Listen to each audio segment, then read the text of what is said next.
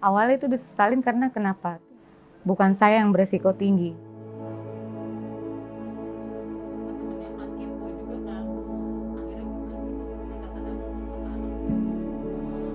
Dia di usia 9 tahun sih udah ngerti ya bahwa dia sakit HIV dari karena ikut kegiatan-kegiatan gitu. Akhirnya dia nanya ke kakak aku, ibu, mah aku sakit HIV ya mas. Soalnya ibu selalu ikut acara tentang HIV gitu.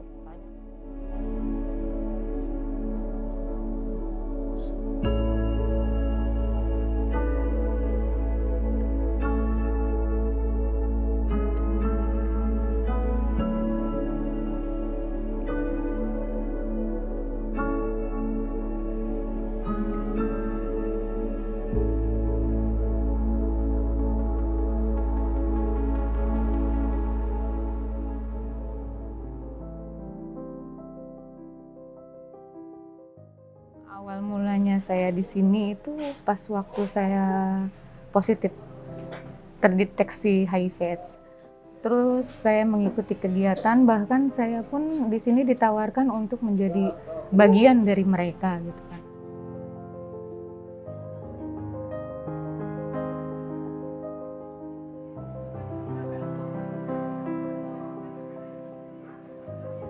Pas dari sini di tahun 2017 itu saya baru aktif di sini. Misal dulu kan saya kan beauty advisor gitu, kayak untuk kosmetik gitu ya. Saya jadi takut gitu, nanti takut apakah saya nanti diperiksakan kesehatan gitu loh. Ya jadi saya terjun ke sini aja gitu. Jadi pas di sini setiap ada kegiatan saya selalu ikut hadir gitu.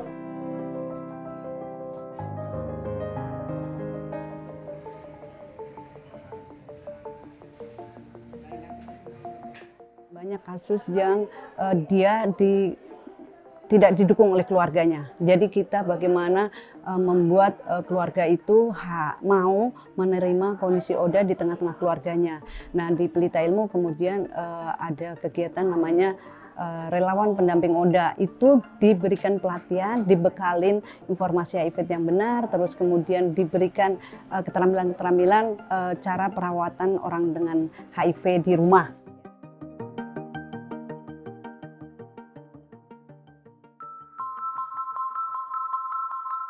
Dari pengalaman kami di lapangan, kami menemukan banyak sekali resiko-resiko penularan HIV dari perempuan.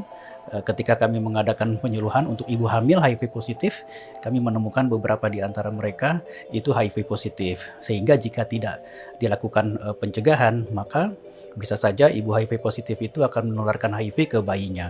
Jika ternyata bayi yang dilahirkan juga ternyata HIV positif, kami berikan berbagai kegiatan-kegiatan dukungan psikososial, dukungan pemberian obat-obatan begitu agar anak yang HIV bisa tetap survive, termasuk dukungan pendidikan, kemudian juga dukungan nutrisi begitu.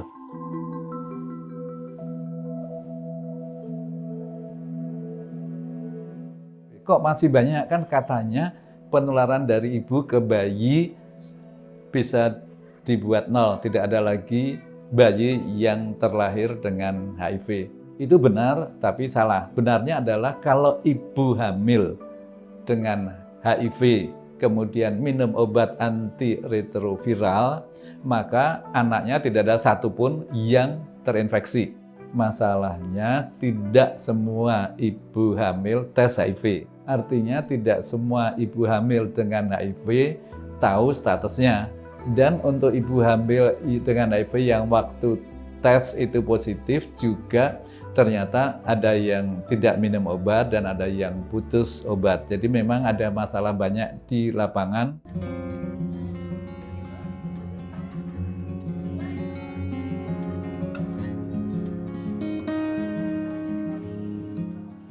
Pada saat seorang perempuan mengetahui dirinya terinfeksi HIV, kalau berdasarkan pengalaman saya pribadi, tentunya kalut dan bingung, pasti penuh ketakutan. Yang dirasakan oleh dirinya itu bukan hanya soal dirinya, tapi dia memikirkan anaknya, lalu memikirkan pasangannya. Apakah kemudian anak saya terinfeksi HIV, atau kemudian bagaimana nasib suami saya gitu ya, baru kemudian dia memikirkan dirinya.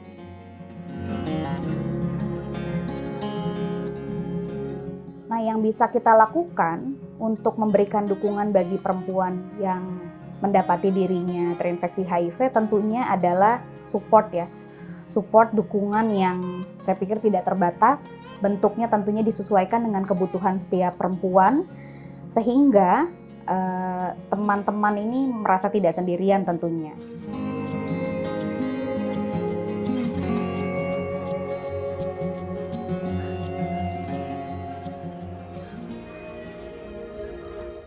Waktu itu anak aku masih usia 3 tahun, ikut acara di pelatihan di BSD. Awal mula aku terlibat di LAP tahun 2009.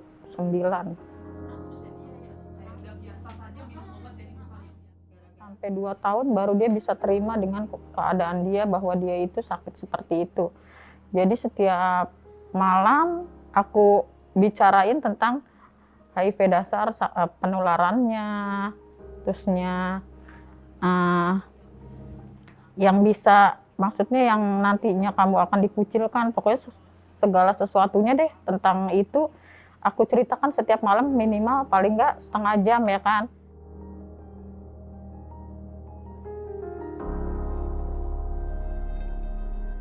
Nah, pas malam itu dia cerita, dia kayak marah gitu, nggak terima dengan keadaan bahwa kenapa gue yang harus sakit ini, kata dia gitu. Sementara kan kalau sakit itu kan nantinya akan nggak ada yang nemenin, akan dikucilkan. Jadi dia takut akan dikucilkan dan tidak ada yang menemani dia gitu.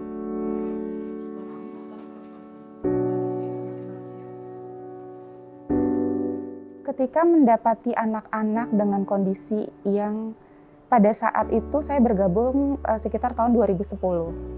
Banyak sekali anak-anak yang terdiagnosa dengan kondisi yang sangat-sangat kritis.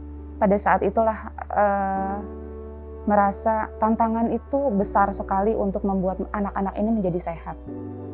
Berat sebetulnya untuk membuat anak yang kondisinya sangat kritis menjadi sehat, itu berat sekali. Tapi dari beberapa anak-anak yang kami dampingi juga, pada akhirnya ada anak-anak yang ketika kami dampingi menjadi sehat, menjadi remaja yang kuat, menjadi mereka yang stabil dengan kondisinya dia, itu sangat-sangat membuat kami merasa, yes, kita berhasil membuat mereka sehat.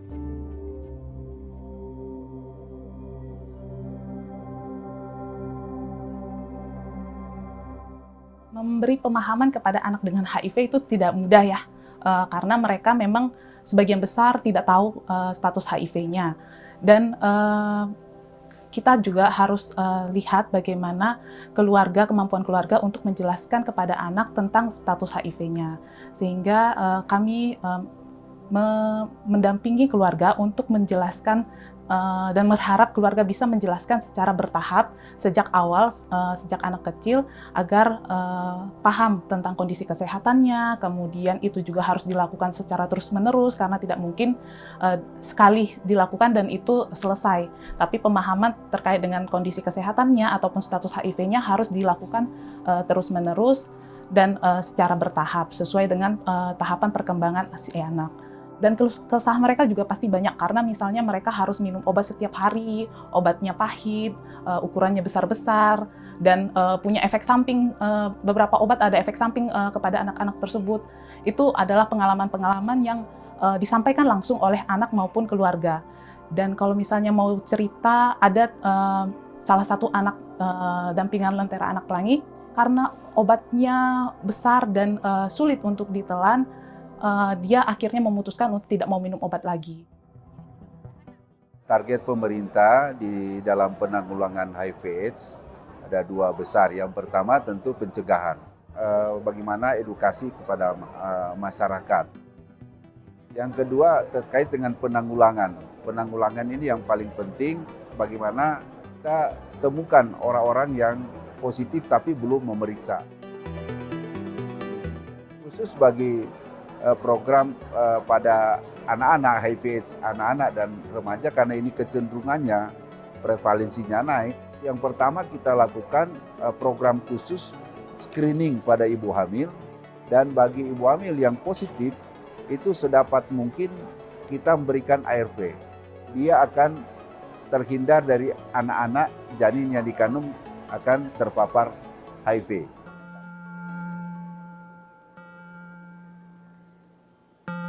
Perempuan dengan HIV itu memiliki kerentanan karena pertama, kita mesti mengakui bahwa budaya patriarki di Indonesia itu sangat kuat.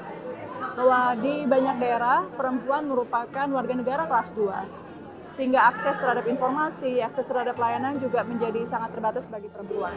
Nah, karena keterbatasan akses tersebut, teman-teman perempuan ini tidak mendapatkan informasi yang adekuat. Informasi bagaimana pencegahan dan penularan terkait HIV, sehingga mereka tidak bisa melindungi dirinya dari penularan HIV yang sehingga berakibat kepada anak dengan HIV. Ketika kita bicara perempuan, ada yang beberapa memiliki ketergantungan dengan suami, sehingga mereka tidak mempunyai independensi dalam pengelolaan keuangan. Ada yang menjadi breadwinner, di mana mereka adalah tulang punggung keluarga, di mana mereka harus harus bisa bekerja untuk mendapatkan penghasilan untuk membiayai keluarga. Program HIV di Indonesia itu lebih mengarah kepada populasi-populasi yang paling terdampak karena concentrated epidemic. Sedangkan populasi-populasi yang tidak tergabung dalam populasi kunci ini tidak menjadi sasaran program sehingga juga memiliki kerentanan yang berlapis.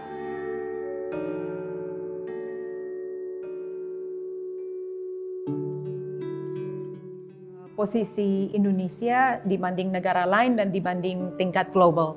Kalau di global, kita sekarang sudah ada 38 juta orang yang hidup dengan HIV. Rata-rata setengah dari situ, dari angka itu jadi perempuan. Tetapi new infection trendnya sekarang di global 47% new HIV infection adalah di perempuan. Kalau di Indonesia kita juga nggak jauh dari angka global 47% itu, kita di 40%. Jadi new HIV infection di Indonesia 40% di kelompok perempuan. Kalau kita lihat ini artinya apa, jelas kalau segitu banyak new infection di perempuan adalah nanti jadi orang ibu, jadi ada kebutuhan yang khusus. Jadi kalau mereka tidak dapat dukungan HIV services yang cukup, akan ada beberapa masalah. Nah, kita juga lihat dari data bahwa setiap tahun ada antara kira-kira 3.000-an anak di bawah umur 15 yang lahir dan HIV positif. Juga jadi masalah kita karena setiap anak yang lahir positif, kasihannya mereka harus minum obat ARV seumur hidupnya. Jadi memang kita nggak bisa tenang dan biar angka ini nambah terus setiap tahun dan harus lebih cepat ketahuan bahwa ada berapa sih orang yang kita miss supaya kita bisa kasih services yang secepat mungkin. Karena kita harus ingat bahwa HIV ini sudah lama sekali di dunia dan HIV sudah lebih dari 40 tahun kita usaha handle, tetapi tetap aja masih ada setiap tahun 27.000 orang di Indonesia yang dapat new infection HIV. Jadi kita belum ada di jalur yang bisa bilangnya kita nggak on track to end AIDS dalam waktu yang dekat.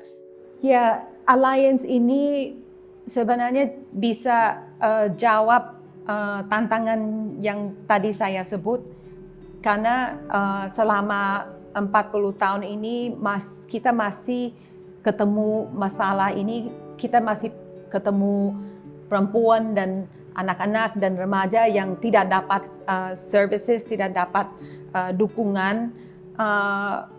Makanya kalau bagaimana kita bentukin alliance nasional di tingkat nasional yang akan ada mitra-mitra dan kita bisa kumpulin, kita bisa collect dukungan dari private sector, dari pemerintah, dari semua masyarakat NGO yang kerja dalam field HIV, tetapi juga field lain yang bisa bantu dan share lesson learned supaya kita bisa lebih cepat, lebih bisa accelerate program bisa tutup gap ini.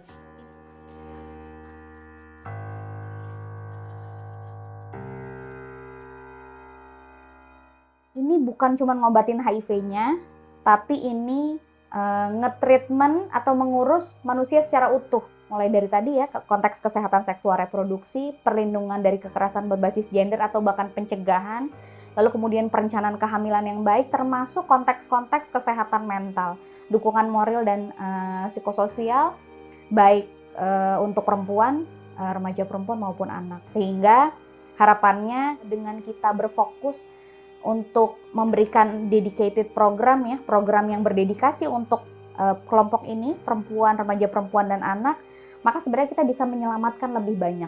Melalui aliansi ini, banyak orang yang terlibat untuk mendukung anak dengan HIV dan memberikan kesempatan kepada setiap orang peduli kepada anak dengan HIV, dan anak dengan HIV bukan lagi menjadi isu yang terabaikan, isu yang tidak diprioritaskan, namun bisa juga menjadi prioritas bagi pemangku kebijakan untuk melihat program penanggulangan HIV perlu memperhatikan anak dengan HIV pula. Pesannya adalah buka channel di mana teman-teman itu bisa meningkatkan kapasitasnya. Pemerintah, khususnya Kementerian Sosial, berikan bantuan-bantuan sosial buat teman-teman. Karena saat ini program HIV untuk perempuan dan anak, setelah dari kajian kami itu ada beberapa kebutuhan yang tidak bisa diakomodir oleh pemerintah. Kebutuhan susu, kebutuhan mereka untuk datang ke layanan kesehatan setiap hari, biaya transport setiap hari untuk datang ke layanan kesehatan untuk mendapatkan pengobatan ARV. Buka channel bantuan sosial mereka sehingga mereka bisa mendapatkan bantuan langsung tunai yang bisa mereka gunakan supaya untuk memastikan mereka sehat. Senang sekali Indonesia kali ini kasih attention kepada isu perempuan dan anak. Dan pemerintah, Kementerian Kesehatan sudah setuju, sudah kasih komitmen bahwa mereka akan dukung isu ini, dan ada mitra-mitra dari community yang sudah punya banyak information yang kita bisa jalan cepat. Jadi ya itu aja sih, saya punya hope dan saya confident bahwa kalau kita kerjasama dengan semua sektor, kita bisa, karena negara lain bisa, kita juga tidak ada alasan kenapa tidak bisa gitu.